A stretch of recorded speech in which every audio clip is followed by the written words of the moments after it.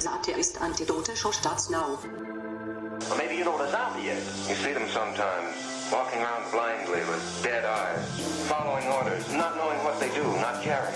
You mean like Democrats?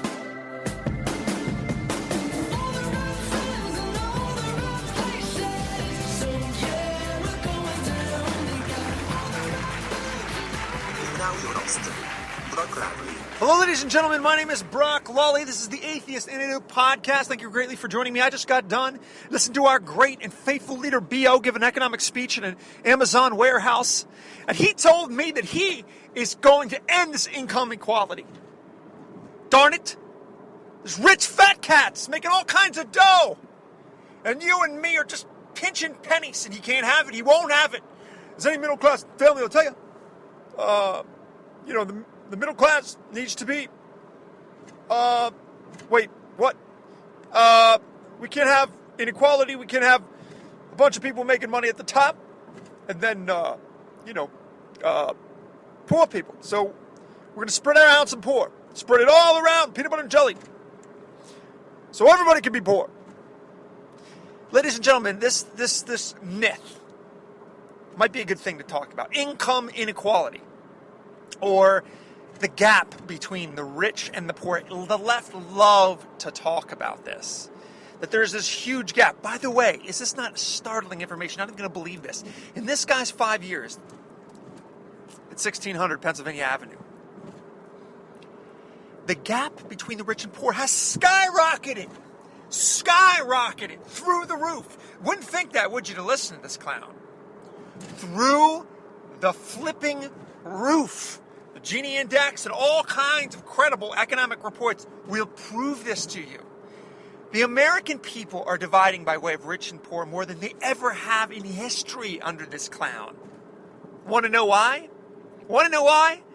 Because leftist policies, for all their rhetorical, demagoguing nonsense, actually hurt poor people.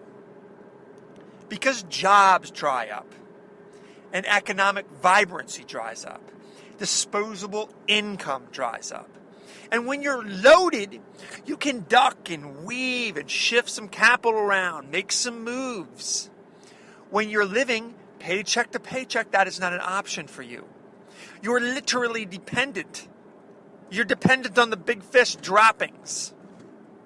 And when the droppings aren't there, because the prosperity isn't there, think of it as a big, huge whale. If he's not eating the little side fishies that follow around him and get the little morsels of goodness that he doesn't want to eat, they're not there. Now here's the problem with the wealth disparity model that the left's always talking about. Here's what's wrong with it.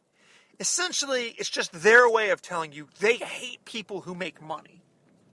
You see, what happens is if you come up with a product or an idea or a business model that people really, really, really gravitate to, that they want, that they desire. Heck, I'm driving by, as I'm talking to you, a restaurant that has millions and millions of customers every day called Wendy's.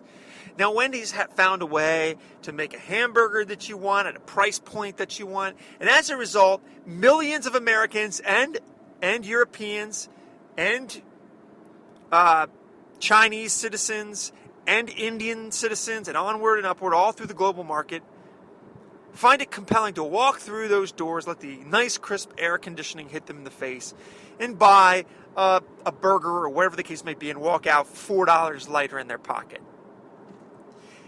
Essentially, this drives the left crazy. It just does. Because what's going to happen to the guy who owns that Wendy's is he's going to get rich. Scrooge McDuck rich. I mean, I'm talking fill up your house with gold coins and go swimming rich. But I don't care about that. I don't care about that at all. I'm happy about that. Now on almost every single American exit off the highway, there you see Wendy with her little red ponytails, pigtails. And there you have it. You know what you're going to get? $4, $5, in and out, bam, back on the road. Now you have a teenager with a job. Heck, in Obama's economy, you got a 40-year-old civil engineer in there when he's working, trying to scrape enough dough by to feed his family. but Americans are working. You got food, and more importantly, you got a product the American people want. This drives the left crazy. They'll villainize these people. They'll make you think that their prosperity is your problem. But that's not the case. No, that's not the case. Because let me prove to you that's not the case. So, Wendy's, and whatever that cat's name is, I can't remember his name, that guy was a high school dropout, the guy who owns Wendy's and started Wendy's. He didn't have any Ivy League connections. He didn't have any of that crap. He took some beef and he slapped it down on the grill and he made himself a good burger and he grew a business. And when he grew a business, he grew more and more and more and more places to sell burgers. Now, when he builds these buildings, he has to hire contractors. So instantly, this guy's prosperity model, this guy's burger company, hires all kinds of masons, roofing companies, concrete companies, drywall companies, painters. That's just one Wendy's on one exit ramp. There are thousands and thousands of them. But it doesn't stop there. There needs to be accountants that are employed because now it's a massive franchise. There's all kinds of cooking experts and food engineers that are employed. There's all kinds of low-wage workers, and there's also upper management workers at Wendy's. There's all kinds of human resource jobs provided. All these jobs, every single one of these jobs, has nothing to do with the government. It's services and products, exchanging hands, exchanging resources by people who want them and need them. The government is nothing but an impediment, and in lies the rub, because that's what the left hates. That's the reason they hate it. Because government is completely neutered. We don't need government.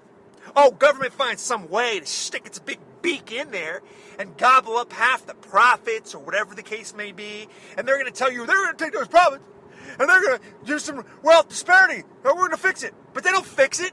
They don't fix it. They slap thousands and thousands and thousands of dollars worth of fines on these businesses until these businesses close. And all those construction jobs, roofing jobs, drywall jobs, civil engineering jobs, jobs, boom, gone. Gone. Gone like Goldie Hawn's cleavage, gone. Obama does not understand that because somebody is making money does not mean there's some villainous, evil cartoon character kicking a homeless guy in the balls. That's not how it works. It doesn't work that way. And if he didn't have some sort of trust fund baby upbringing and a Harvard education and a Marxist mother spilling Marxist pablum into his ear from cradle until now, he would know that. But he doesn't know that. He knows what his retarded economic professors told him in Ivy League, Ivy Tower College. Listen to me. This guy is so profoundly clueless about just standard 101 economic. Turn the first page, read basic, just such simple bottom feeder education on education. I mean, if this guy even understood the first thing about economics, this country would be profoundly better off and more prosperous. It is killing me to watch this clown give speech after speech. It's nothing but class warfare. You can pick up a book from the 1980s and you can hear the same speech given from the Soviet Union leaders. The same freaking speech. And guess what? They had bread lines, gas shortages. Some of their citizens starved to death. Ladies and gentlemen, this toxic, moronic leftism needs to be warred against like we war against cancer. We need to constantly be warring against this because it's literally, not figuratively, it's literally taking bread out of your children's mouths. literally, if you follow the breadcrumbs of the stupidity, it's going to find its way directly to your family's kitchen table.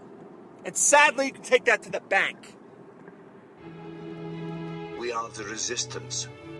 We are speaking truth to power. We are attacked, slandered and maligned. But we are right and they are wrong. Join us. Fight them. Visit the Atheist Antidote YouTube channel for intellectual artillery in the form of dozens of videos pushing back on the poisonous lies of secular extremism, and share this podcast on Facebook.